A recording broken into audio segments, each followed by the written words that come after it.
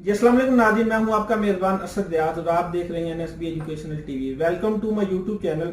In today's lecture I will teach you how to design a flyover in 3D। So before starting our lecture, जितने भी हमारे channel पे नए आने वाले यूजर हैं वो हमारे चैनल को सब्सक्राइब करें, कमेंट करें, शेयर करें और बेल के आइकन को प्रेस करके ऑल पे क्लिक कर दें ताकि हमारी जितनी नई आने वाली वीडियोस हैं वो आप तक पहुंच सके। So let's move toward the computer screen.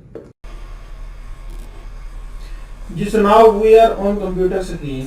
As we already discussed, we are going to design a flyover in 3D. तो जैसा कि हमने पहले डिस्कस किया है कि हमने एक 3D के अंदर एक फ्लाईओवर बनाना है. So the first action will be taken by us कि हमने यूनिट सेट करनी है. So simply type un command. तो हमारे पास un command है. तो मैंने ऑलरेडी यूनिट सेट किए हुए हैं. तो now you can see the drawing units. If you want to do work in feet and inches, तो आपने इंजीनियरिंग यहाँ से सिलेक्ट कर लेना है. Because I want to do work in feet and inches, तो मैंने यहाँ से इंजीनियरिंग सिलेक्ट किया हुआ है और यहाँ प्रिसीजन मैंने ऑलरेडी सिलेक्ट किया हुआ है, यहाँ से इंचेस सिलेक्ट किया हुआ है. But if you want to do work in millimetres और metres, you can set the decimal. आपने यहाँ से डेसिमल सिलेक्ट कर लेना है और यहाँ से आपने स्केल सेट कर लेना है मिलीमीटर्स या सेंटीमीटर्स और यहाँ पे ओके कर लेना है. So now let's take a rectangle. Simply type REC command and give the dimensions. And remember one thing कि अगर आप लोगों ने कोई भी काम करना है वो विद इन डायमेंशन करना है. तो हाउ यू कैन, आपने सिंपली पहली डायमेंशन देनी है 10 फीट. मैंने पहली डायमेंशन दिया, उसके बाद आपने टैब के बटन को प्रेस कर देना है. Press the tab button and give the second dimension.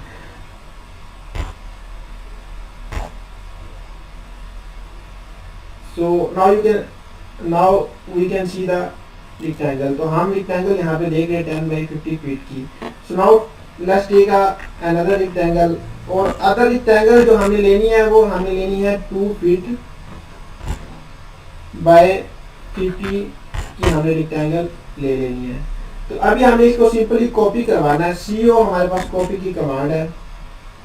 तो CO कॉपी की कमांड के बाद हमने इसको यहाँ पे कॉपी कर लेना है और फिर इसी हमने रेक्टेंगल को कॉपी करके यहाँ पे लगा देना है.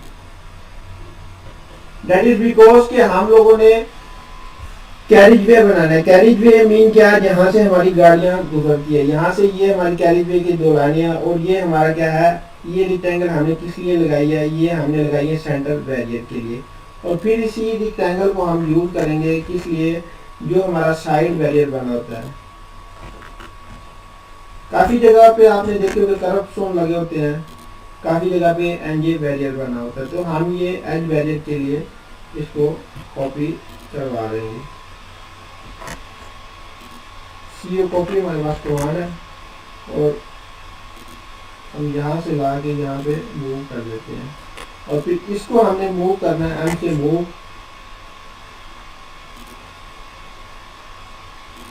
और यहाँ पे. So let's move towards the 3D modeling because we want to do work in 3D modeling. तो हम 3D modeling में काम करना चाहते हैं तो हम 3D modeling के अंदर चले जाएंगे यहाँ से. तो आपने यहाँ से मूव कर जाना है 3D modeling के अंदर. तो टू प्लेस अभी हमें नहीं चाहिए. तो आपने यहाँ से क्या करना है, अनसेप व्यू से SW एसोमेट्रिक व्यू के अंदर चले जाना है. तो फर्स्ट ऑफ ऑल हमने क्या करना है, कैरिज वे के बाद हमने पायलें बनानी है. पायलें यानी जिसके ऊपर फ्लाईओवर बनता है, यानी जहाँ से फ्लाईओवर को सपोर्ट मिल रही होती है. तो इसे हम अपनी जुबान में पिलर भी बोलते हैं. रेक्टेंगल हमें एक लेते हैं सिंपली 2 by 2 फीट की हमने रेक्टेंगल ले लिया. तो अभी आपने एक चीज का ख्याल रखना है यहाँ से कि आप आइसोमेट्रिक व्यू के अंदर भी आपने व्यू सेलेक्ट करना होता है जिसमें आप लोग काम करना चाहते हैं. तो अभी हम टॉप व्यू के अंदर काम कर रहे थे, मैं यहाँ से फ्रंट व्यू के अंदर चला जाता हूँ.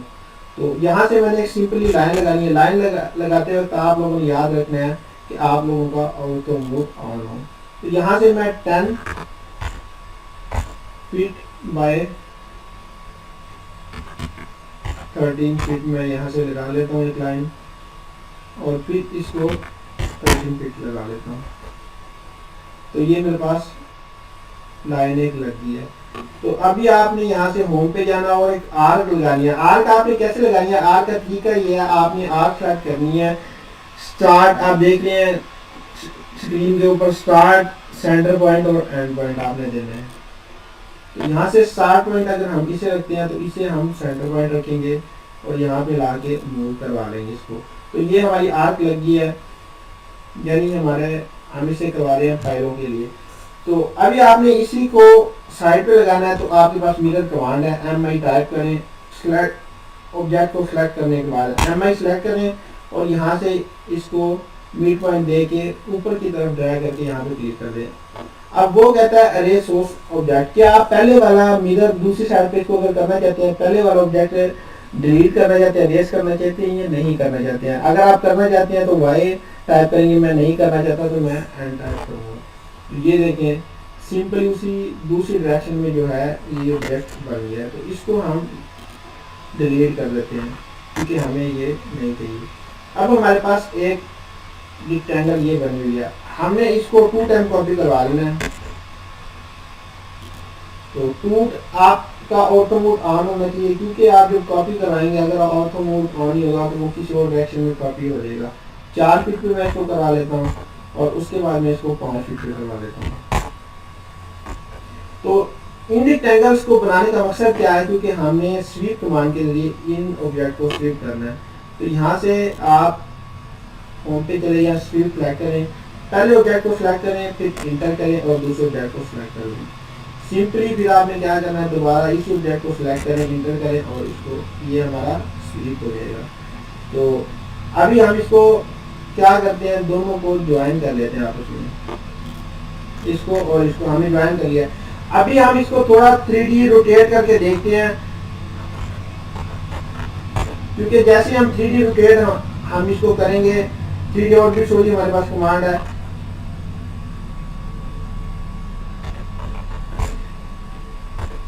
क्योंकि हमारे पास ये हमने बनाई हुई है रेक्टेंगल टॉप व्यू में और हमने अभी काम किया फ्रंट व्यू में, तो ये दोनों थोड़ा अलग नजर आएंगे। तो हमने फिर इसको क्या करना है, ज्वाइन करना है। तो ये देखिए जैसे इसको हम थोड़ा 3D ऑर्बिट करें तो ये ऑब्जेक्ट इससे अलग बना हुआ है। तो हम क्या करते हैं, इसको एक्सट्रूड कर लेते हैं, इसी को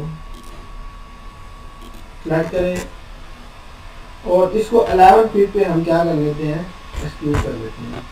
तो अभी हमने इसको ज्वाइन किया, ज्वाइन करने के बाद इसको हमने ला के इसके साथ मिलाना है। तो हम क्या करेंगे, मूव कर लेंगे और यहाँ से पकड़े, यहाँ पे ला के इसको ड्रैग कर दें। तो ये हमने इसको मूव कर दिया है। तो अब हम देखते हैं कि हमने जो है फाइलें बनाई हैं वो कैसे नजर आती हैं।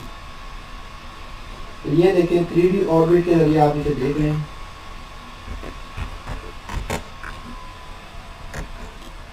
तो ये हमारे पास फाइलें जो है बन गई है। तो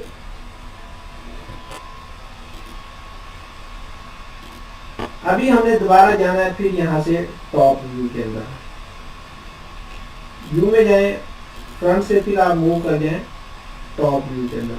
तो हम आ गए टॉप व्यू के अंदर 3D ऑर्बिट के जरिए। फिर हम इसे थोड़ा सेट कर लेते हैं। तो ये मेरे पास रेक्टेंगल मैंने लगाई हुई है, आपने इनको करना है सिलेक्ट।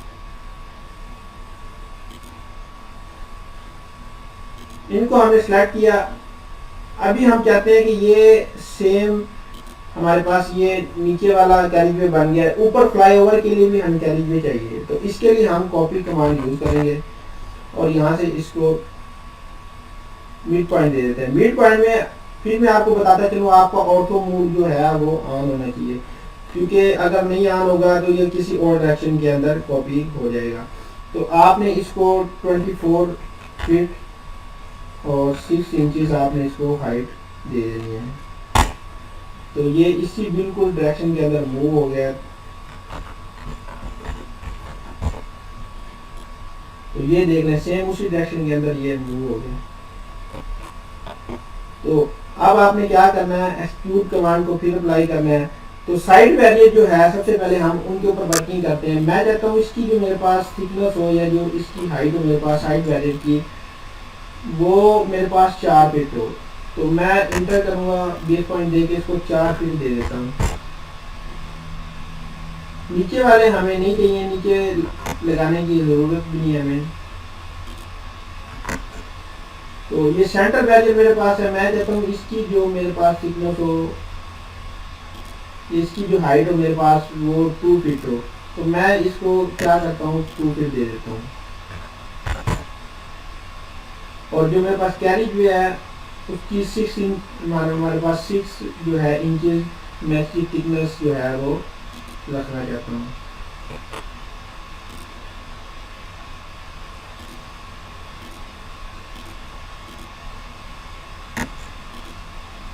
तो 6 इंच आप इसको दे देंगे। तो ये 6 फीट हमने दे दिया। कंट्रोल D करेंगे, हम अंडू कर देंगे इसे और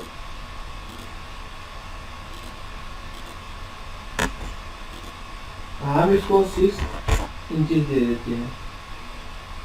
तो अभी हमें क्या करना है, ये जो हमारी हमने पहले तो इनको ज्वाइन कर लेना ताकि ये हमारा एक ऑब्जेक्ट बन जाए। अभी हमने इसको ज्वाइन कर लिया और इसको हम लगाना चाहते हैं होल ऑब्जेक्ट को यहाँ पे। मूव हमारे पास कमांड है, तो यहाँ से आप इसको इस पॉइंट से फोकस करके पकड़ेंगे और यहाँ से लाके इसको छोड़ देंगे। तो मैं चाहता हूँ ये 5 फुट थोड़ा आगे जो है वो मूव कर जाए। इसको सिलेक्ट करूँगा, मूव मेरे पास कमांड है। तो अभी आपने इसको बाहर की तरफ डायरेक्शन देनी है यहाँ से, और 5 फीट जो है इसको आगे हमने कर दिया। अब इसको कॉपी करते हैं आप लोग, यहाँ से इसको मैं करूँगा कॉपी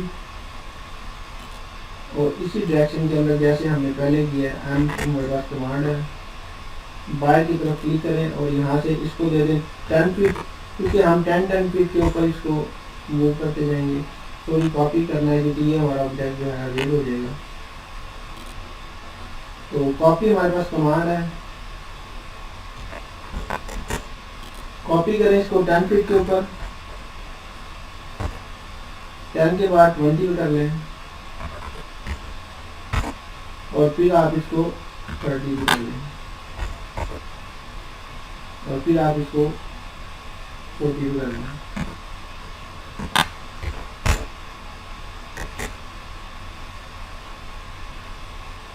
तो अभी आप इसको 3D ऑब्जेक्ट के जरिए देख लें।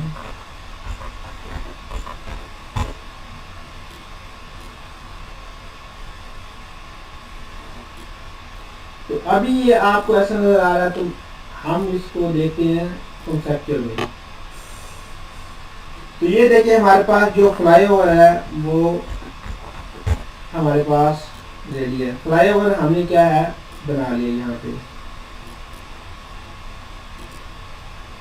तो अभी हमने इसके ऊपर मटेरियल भी अप्लाई करना है। तो हम देखते हैं कि मटेरियल अप्लाई होने के बाद ये कैसा हो जाता है। टूलपेस यहाँ पे ले, जो इसका मेन कैलिब्रे है हम उसके ऊपर एग्रीगेट मटेरियल जो है वो डाल देते हैं। आपने यहाँ से इसको ला के ड्रैग करके यहाँ पे ओवरराइड द मटेरियल कर देना है। फिर यहाँ से इसको लाना है, यहाँ पे ओवरराइड द मटेरियल कर देना है। और ऐसे ही आपने इसको नीचे वाली कैलिब्रे के ऊपर भी ओवरराइड द मटेरियल कर देना है, ओवरराइड द मटेरियल। और यहाँ पे हम इसको ये वाला दे देते हैं।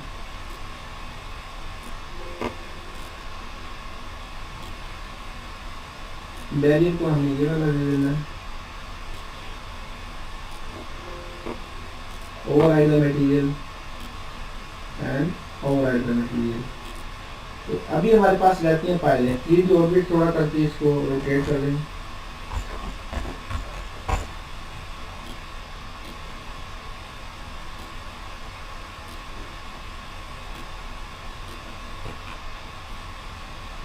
तो ये हम इसको कंप्लीट वो हम इसको दे देते हैं,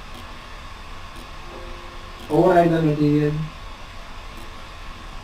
एंड ओवरराइड द मटेरियल।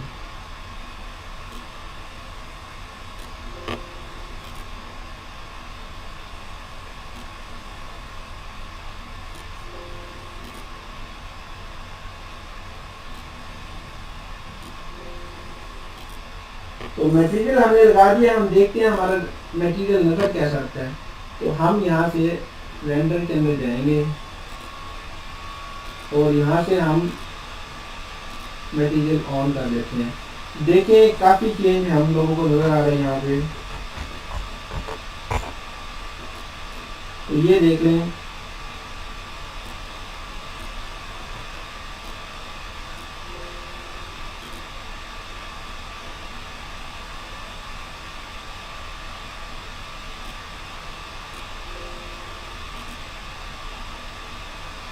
तो ये हमारे पास मटेरियल जो इसके ऊपर अप्लाई हो गया है। फिर हम इसको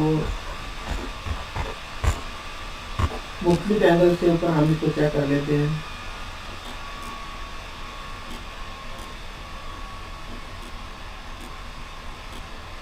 तो ये हमारा फ्लाईओवर बन के तैयार हो चुका है।